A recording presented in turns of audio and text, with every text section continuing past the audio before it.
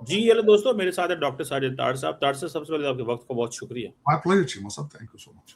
तार साहब, दो तीन बड़ी इंपॉर्टेंट चीजें हैं। एक तो इंडिया के डिफेंस मिनिस्टर राजनाथ सिंह ने कहा है कि पाकिस्तान के साथ कोई बात नहीं होगी और सिर्फ अब हम आज़ाद कश्मीर पे बात करेंगे। इसको लेकर के बहुत ज़्यादा जो है वो शोर मचा हुआ है और वो पाकिस्तान को मुसलसल कह रहे हैं जी कि हम तो आप टेरर इकोसिस्टम बनाते हैं, हम इकोनॉमिक सेटअप बनाते हैं, आप सुइसाइड बॉम्बर देते हैं, हम सैटेलाइट भेजते हैं। इस तरह की बातें वो कर रहे हैं तारक साहब, और माहौल को उन्होंने गर्म किया हुआ है राइट आफ्टर द रेजिग्नेशन जो उनके एक मिनिस्टर साहब एजुकेशन की तरफ से आया। दूसरा तारक साहब, कुवैत के साथ पाकिस्तान की जो है वो डील एक हुई है डिफेंस कोऑपरेशन की, उस पर भी कमेंट कीजिएगा कि ये अरब दुनिया पाकिस्तान की तरफ अब आ रही है। और तीसरा, ट्रंप साहब ने 2 दिन से हमले नहीं किए क्योंकि उनके इंटरसेप्टर खत्म हो गए हैं। मसला बन गया है कि वो अब तादाद कम हो गई है, तो जनरल डैन केन वगैरह कह रहे हैं कि अभी मौका नहीं है, हमें ये नहीं करना चाहिए। तार साहब, कैसे देखते हैं इन डेवलपमेंट्स को और ये how the situation is moving on? और साइड में इंडिया के अंदर जो है वो यूथ कामयाब हो गई, लेकिन पाकिस्तान की यूथ आज तक क्यों कामयाब नहीं हुई और इकट्ठी नहीं हो सकी? इस पर भी कमेंट कीजिएगा। चीमा साहब, मैं एक तो मुबारकबाद देना चाहूंगा अभिजीत दीपिके को, जिन्होंने एक बाहर से जाके काकरोच पार्टी एक बनाई जो कि एक मजाक था, और आज उनकी कामयाबी हुई है, उनकी विक्ट्री हुई है। मैं उनकी विक्ट्री कहूँ। दुनिया का एक ऐसा ताकतवर डिक्टेटर गैंग माफिया का जो हेड था, उसको शिकस्त दी, पहली शिकस्त उसकी, पहली फर्स्ट डिफीट। एक तो मैं दीपिके साहब को मुबारकबाद देना चाहूंगा, भारत की जेन जी को मुबारकबाद देना चाहूंगा, जिन्होंने एक बहुत बड़ा काम किया है। एक विश्व गुरु जो पैदा नहीं हुआ मां के पेट से, जो ऊपर से आया, जो भगवान है, अवतार है, उसको घुटनों के बल होना पड़ा। ये मैं मुबारकबाद देना चाहूंगा भारत की जेन जी को। अब हैट ऑफ। बल्कि मैं आज इसी पे बात करना चाहूंगा मेजर के ये जेन जी क्या है, ये कहां से शुरू हुई है, कहां जा रही है, और फिर मेरे वतन अजीज की जेन जी कहां है, वो कहां खड़ी है। पहले इस चीज का कंपैरिजन करेंगे इसको आज। चीमा साहब, एक तो जेन जी एक ऐसी चीज है जो 1997 से जो पैदा हुए हैं बच्चे, 2012 तक, उनको कहा जाता है जेन जी लव्स है जूमर्स, वहां से जेन जी है। इनको जेन जी क्यों कहा जाता है? डिजिटल नेटिव्स हैं ये, इनके पास हाई स्पीड इंटरनेट मौजूद है और सबके पास मुस्तकिल स्मार्टफोन है। ये एक 3-4 चीजें हैं जो जेन जी के लिए होना जरूरी है, तब आपको जेन जी कहा जाता है। इंडिया की जेन जी जो है वो 25 से 35% है, और हमारे पास तकरीबन जो है जेन जी वो उसको तकरीबन आबादी 255 मिलियन है। भारत की जेन जी जो है वो उनकी एज 29.8 है, हमारी जेन जी की एज जो है 21.6 ईयर्स। भारत की जेन जी 17% बेरोजगार है, हमारी 9% बेरोजगार है। चीमा साहब, उसमें उनकी पॉपुलेशन 377 मिलियन बनती है, हमारी 75, जिस तरह मैंने 75 मिलियन बनती है जेन जी। मेजर डिफरेंस जो उन्होंने जेन जी ने कल प्रूव किया है कि उनकी जेन जी ऑर्गेनाइज तरीके से एक पुरअमन जो एहतजाज करने की सलाहियत रखती है। हमारी जेन जी है, उसको मैं जेन जी तो खैर कहूंगा ही नहीं है, हमारे वोंडे टाइप लोग हैं जिनको कभी पठान और कभी पंजाबी प्रमोट करके सड़कों पे लाते हैं और पुरतशद्दद चीजें की जाती हैं। अपनी ही गवर्नमेंट की बिल्डिंगें और अपनी गवर्नमेंट की बसें अपनी उनको जलाते हैं। और सबसे बड़ी बात, जो मेजर जो डिफरेंस है इन बिटवीन दीज टू जेन जीज, भारत की जेन जी ने सियासत को इसमें नहीं आने दिया। इसके ऊपर ना कांग्रेस को ना किसी और पार्टी को रोटियां सेकने की इजाजत नहीं दी, जबकि हमारी जेन जी जो है वो सिर्फ है ही, उनकी जिंदगी से अगर पिंकी पीरनी निकाल दी जाए तो हमारी जेन जी डज नॉट एग्जिस्ट। हमारी जेन जी जो है वो चाहती है पिंकी पीरनी के मुवक्किलात आए, जिन्नात आए और पाकिस्तान के मसाइल हल करें, हमें कुछ ना करना पड़े, कुछ भी ना कर सके। हमारी जेन जी का एक लीडर, हमारे पास भी एक दीपिके मौजूद था, मैं उसकी बात कोट करना चाहूंगा। हमारे दीपिके ने इस्लामाबाद खड़े होकर कहा था, अब्बू जी हमें पुलिस वाले मारते हैं, हम इनकलाब कैसे लाएंगे? ये हमारा दीपिके था। चले, मैं आज जो चीमा साहब बता रहे हैं, आगे 5 सबक जो आज सीखे गए हैं जेन जी की वजह से भारत के, वहां से शुरू करते हैं। एक सबसे बड़ा सबक तो यह है कि जेनजी जीत गई है। दूसरा सबक यह सीखा गया कि भारत का education system has failed them. डिग्रियां प्रिंट करने से इंटेलेक्ट नहीं होता। तीसरा सबक सीखा गया है कि बूढ़े बाबे जो है वहां के, उनके बूढ़े बाबे लीडरान, वो they are not workable, they don't understand what the Gen Z is. चौथी सबसे बड़ी बात है, मैंने पहले अर्ज कर दिया, विश्व गुरु जो है वो घुटनों के बल, मुंह के बल गिरा है। पांचवी चीज जो सीखी गई है कि डेमोक्रेसी स्टिल वर्क्स अगर पूरे तरीके से उसको इस्तेमाल किया जाए। अगला सबक छठा जो सीखा गया चीमा साहब, कि उनका एहतजाज पीसफुल था, डिसिप्लिन था, ऑर्गेनाइज था। छठा सबक यह सीखा गया है कि मीडिया ने, गोदी मीडिया, वो इसमें इन्वॉल्व नहीं हुआ। काकरोच जनता पार्टी को बैन कर दिया गया था, उन्होंने कवरेज ही नहीं दी, लेकिन इसके बावजूद उनकी मूवमेंट कामयाब हुई है। छठा सबसे बड़ा सबक यह सीखा है कि इसका मतलब यह था कि लोग आज भी जिंदा हैं। अगर चाहे आप उनको कहें कि अगर जो आरएसएस में, बीजेपी में बिलीव नहीं करता वो देशद्रोही है, इसको पाकिस्तान डिपोर्ट कर दिया जाए, चाहे वो हिंदू हो, सिख हो, मुसलमान हो, चाहे क्रिश्चियन हो। और आखिरी सबक जो सीखा गया है 7वें नंबर पर, वो खौफ का जो डर था कि पुलिसां चौक के लै जाएंगियां, मार देंगियां, कुटगियां, वो डिग गया। खौफ के बुत जो है वो गिर चुके हैं। ये 7 सबक सीखे गए हैं इसमें से, इस मूवमेंट से। पाकिस्तान के साथ कंपैरिजन करता हूं, पाकिस्तान की जेनजी किधर है। एक तो जातियात के ऊपर मूवमेंट चलाते हैं, किसी इशू के ऊपर मूवमेंट नहीं चलाते शुरू से आज तक, शुरू से लेकर आज तक। दूसरी ये है कि तालीम का तो उनका इंटरेस्ट ही नहीं है। देखो ना, भारत के बच्चों ने तो कहा ना कि हमारे पेपर लीक होते हैं जिसपे मोड़, पाकिस्तान में तो इशू ही नहीं ना, एजुकेशन के स्पेलिंग ही नहीं आते किसी को। मजहबी तालीम की तरफ ले जाए, मौलाना फजल रहमान को बच्चे दे आते हैं, वो मिसाइल बना देते हैं। फिर उसके बाद इंतकामी सियासत है चीमा साहब। एक वजीर आजम बाहर आता है, दूसरे को जेल में डाल देता है, इंतकामी सियासत।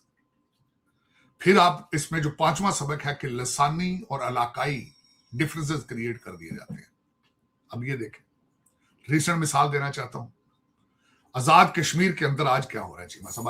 इलेक्शन में आज आपकी जो बैन पार्टी है उन्होंने लॉन्ग मार्च शुरू कर दिया, और वो जो पार्टी है इस वक्त कालादम पार्टी है आजाद कश्मीर की, उसको चलाने वाला पीटीआई का काउंसलर है और 7 टीएलपी के नुमाइंदे भी मौजूद हैं, क्योंकि वो पंजाब में उनको यहां रोका गया है और उन्होंने कश्मीर में जाके आपसे इंतकाम ले लिया। इंतकामी सियासत।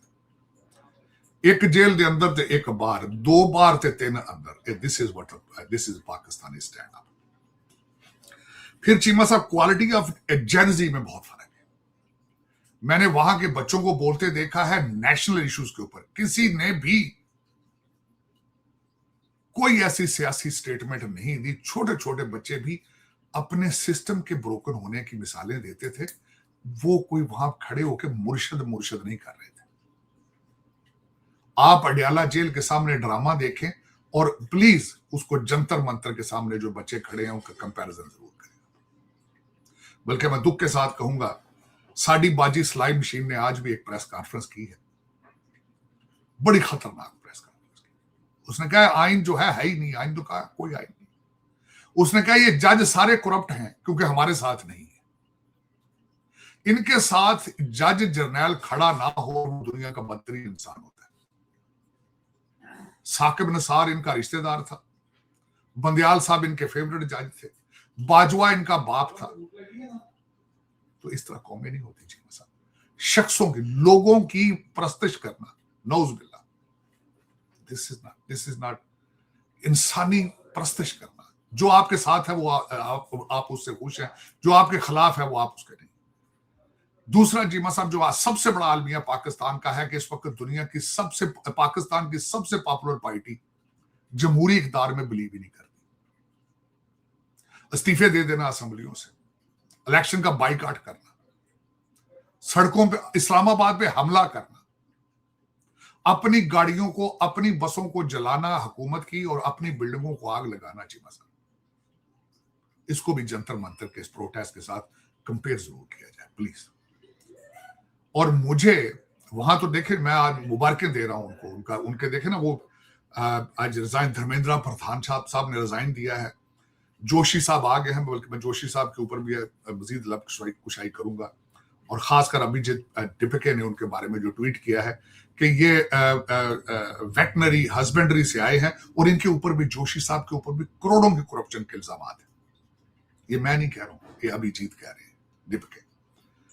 और फिर उसके बाद चीमा साहब, मैं आगे मजीद आपको बताऊंगा, खासकर आगे चलते हैं, लेकिन दुख के साथ कि हैट ऑफ टू भारतीय जेनजी जो आज जीत चुकी है, और अफसोस मेरी अपनी जेनजी जिनको इंग्लिश के 2 लफ्ज भी ट्वीट करने का सलाहियत नहीं, और जलाओ, घिराओ और तशद्दुद में बिलीव करते हैं, which is a very dangerous scenario, very dangerous.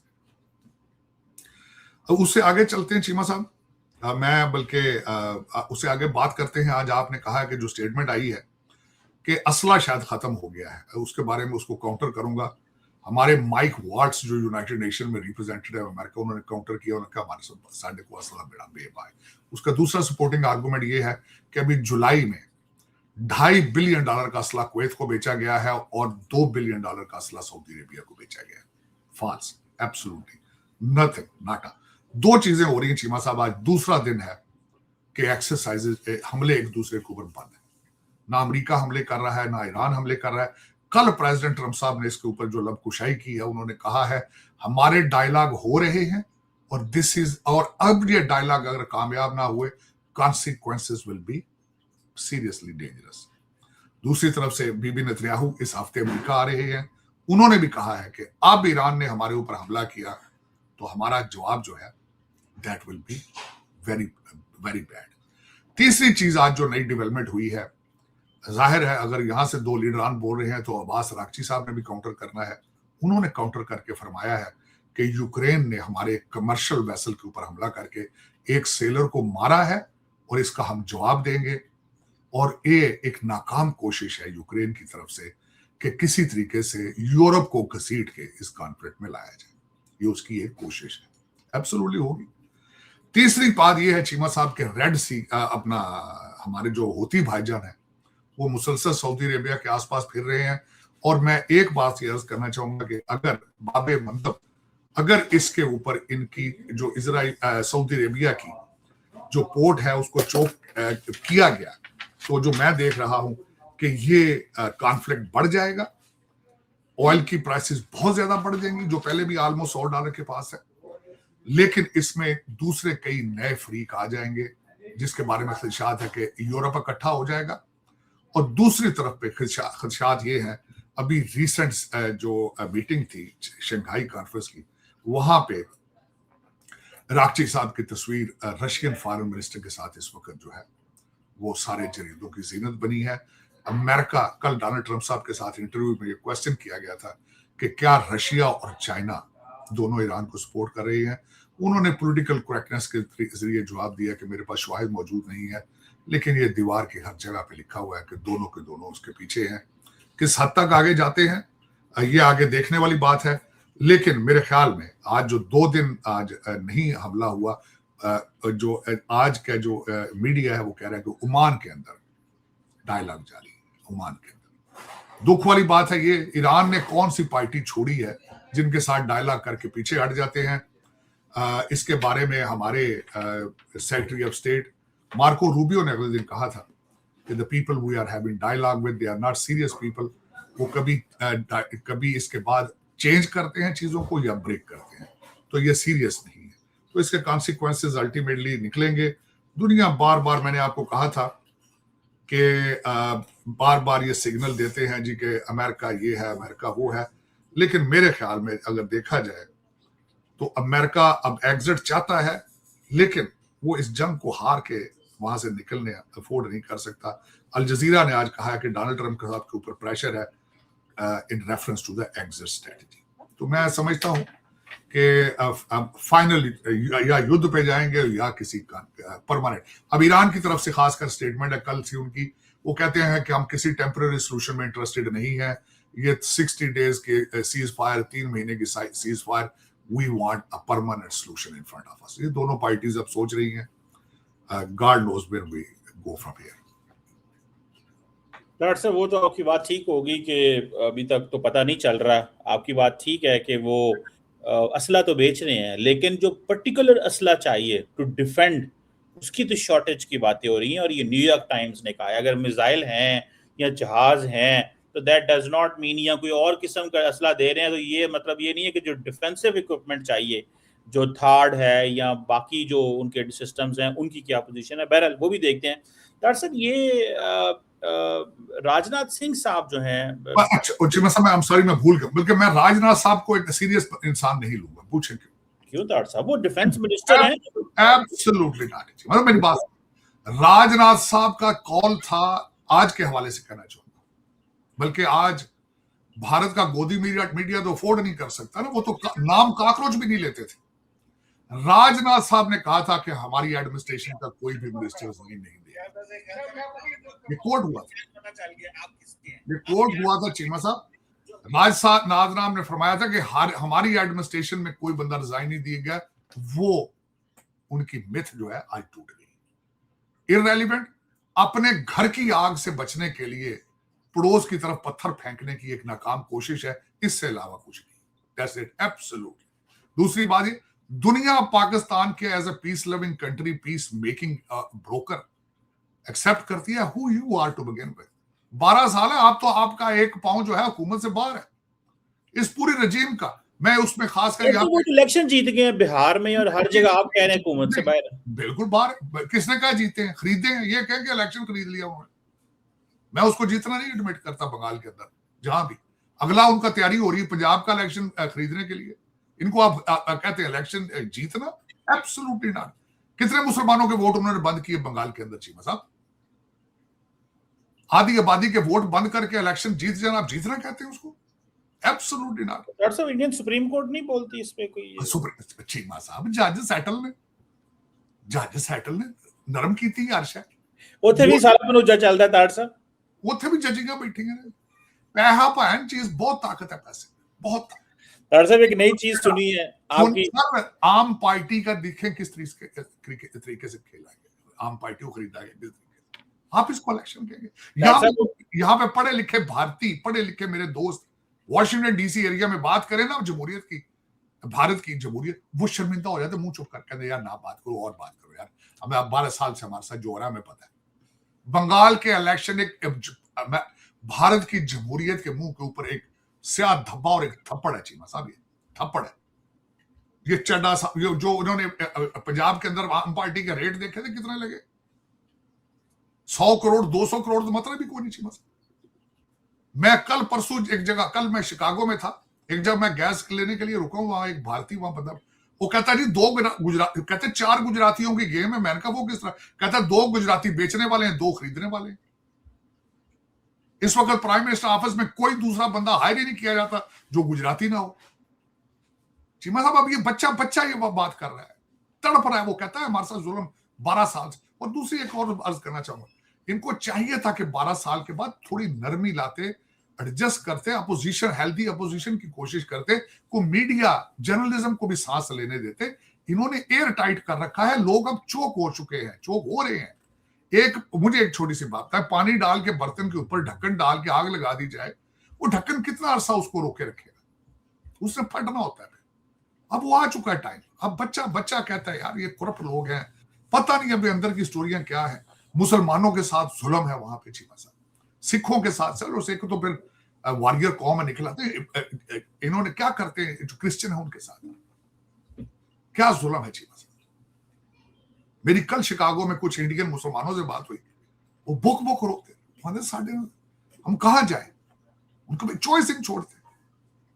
चोक देखिए, जब चोक किया जाता है ना, सांस बिल्कुल बंद कर दिया जाए, वो बड़ा ही खतरनाक स्टेरियो होता है। यही this is what is going on. जज उनके, फौजी जर्नैल उनके, चीमा साहब हर चीज उनकी अपनी मर्जी के हिसाब से। Journalism has failed. 12 साल जिस बंदे ने प्रेस कॉन्फ्रेंस ना की हो, मैंने बड़े लफ्ज से, बड़े गौर से, नजीरुद्दीन शाह जो उनकी जो वो वायर के ऊपर उन्होंने करण थापर के साथ इंटरव्यू किया, मैंने 2-3 दफा उसको सुना। गटर गैस जो बन रही हो तो सारा मुल्क उसको बिलीव करे, फिर प्लास्टिक सर्जरी पे बिलीव करेंगे जी हमने प्लास्टिक सर्जरी आज से 5000 साल पहले ही शुरू कर दी थी। बिलीव। फिर कहा जाए कौम को कि ये डिवाइन है, इज नॉट एन ऑर्गन, ये मां के पेट से पैदा ही नहीं हुआ, इसकी मां ही कोई नहीं। तार साहब अगर आप मुझे मौका दें, मैं एक छोटी सी वीडियो चलाना चाहता हूँ 2-3 मिनट की। एक आम आदमी है, इंडियन, स्लम से आया है, मैं वो ढूंढी है बड़ी मुश्किल से, और मैं आपके सामने चलाऊंगा, और आपको अगर मजा ना आया तो तार साहब पैसे वापस। इंडिया से है ये बच्चा, सुबह जब मैं उठा पिटाई खाएंगे दिल्ली पुलिस। तो तार साहब बेसिकली ये बड़ी इंटरेस्टिंग, मैं आपको भेजता हूँ, ये 5 मिनट की वीडियो है। तार साहब इस लड़की, ये स्लम से है, इंडिया की स्लम से लड़का है, एक लफ्ज भी ऐसा नहीं है जो गैर जरूरी हो। और ये इस वक्त पूरे के पूरे इस इंडियन सोशल मीडिया के ऊपर ये बच्चा जो है वो छाया हुआ है, क्योंकि ये अनपढ़ है। वो कहता है मुझे किताबी नॉलेज नहीं आता, लेकिन इसकी मैं आपको वीडियो दिखाऊं, कहता है मैं 500 रुपए, उसने तार साहब उसने बात की है ना, वो मैं कहता हूँ किसी ने नहीं की। उसने कहा स्टूडेंट सड़क पे आ सकता है, उसने कहा मजदूर सड़क पे नहीं आ सकता, क्योंकि मजदूर कमाता है 500। मेरे पास ये लग्जरी नहीं है कि मैं 15 दिन आके यहाँ बैठूं, और मुझे तो कमिश्नर उड़ा देगा। और ये सिर्फ इंडिया के मजदूर की नहीं तार साहब, ये पाकिस्तानी मजदूर की भी बात। ये कोई ऐसा नहीं है कि मजदूर इंडिया में जो है ना। चीमा साहब, और मुझे दुख है कि इन बच्चों के ऊपर डंडों के ऊपर कील लगा के मारेंगे, डंडों के ऊपर कील लगा के। पता नहीं है कितने पत्थर दिल लोग हैं, पता नहीं, मेरे समझ से बाहर। लेकिन चीमा साहब मैंने बता दिया है, वो जेनजी, मैं हैट ऑफ उनके पास, लेकिन हमारी जेनजी है ही नहीं ना। हमारे तो हमारे बच्चे वो डर जाते हैं, वो मीमा बना निकाल दिया, डाला आ जाएगा बंदे नहीं, चीमा साहब, क्योंकि उनके पास काज ही कोई नहीं, उनको काज दिए ही नहीं जाता। ये मुझे एक बात बताएं, ये कंट्री का मुर्शिद था जो, इसने कौम की जमहूरी तरबियत क्यों नहीं की? ये अपोजिशन के बेंचों पे क्यों नहीं बैठाई? इसने क्यों कहा है कि मेरा जर्नैल जो है कौम का बाप है, आज का जर्नैल ठीक नहीं है? ये क्यों आज कहता है कि मेरे जज ठीक थे, आज के जज गलत है?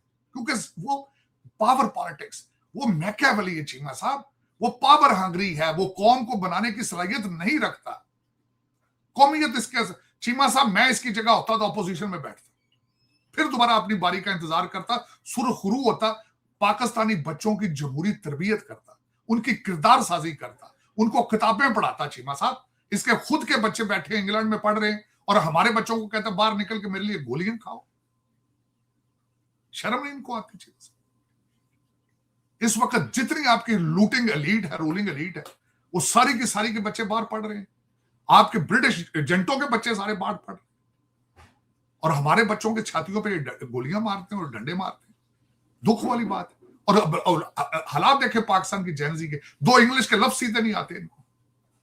आप उस जेनजी से बात कंपेयर करते हैं, वो जेनजी आई है, उन्होंने कोई सियासत वाली बात की नहीं, उन्होंने कॉल ऑफ कर दिया। चीमा साहब, उन्होंने, आपके धर्मेंद्र प्रधान ने, उसने रिजाइन किया है, साथ ही उन्होंने अपना प्रोटेस्ट कॉल ऑफ। आपकी कौम ये सलाहियत रखती है कि कॉल ऑफ कर दिया जाए एहतजाज को कौम की बेहतरी के लिए? वो आते हैं, वो तो क्या किया इस्लामाबाद के अंदर इन्होंने? तोपे लेके आते हैं चीमा साहब, असले लेकर आते हैं, फायरिंग करते हैं आगे आगे फौज के ऊपर और पुलिस के ऊपर, और पीछे खड़े होकर आपके जो लीडर है वो कहते हैं गोली खाओ आगे, चलो अभी पीछे क्यों हट रहे हो, आगे हो।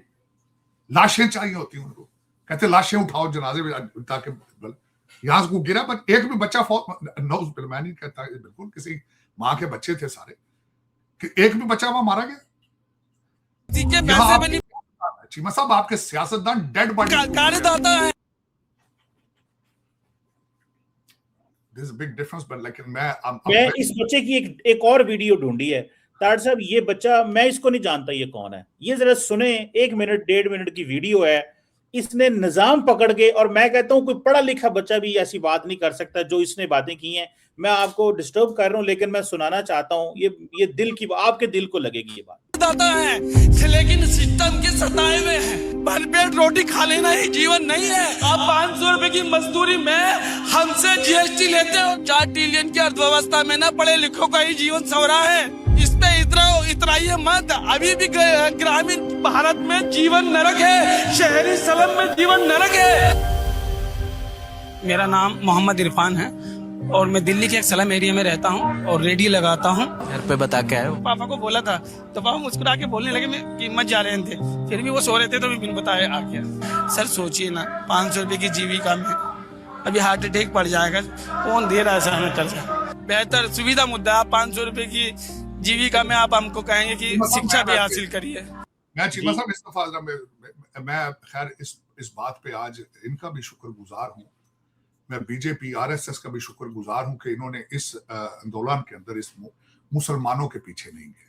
उसकी वजह ये है, शबाना आजमी वहां पे आई तो मुझे खौफ था कि इस चीज को सारी को टर्न दिया जाएगा और इसको इस्लामिक बना के फिर मेरे मुसलमान भाइयों की जिंदगी बर्बाद की जाएगी।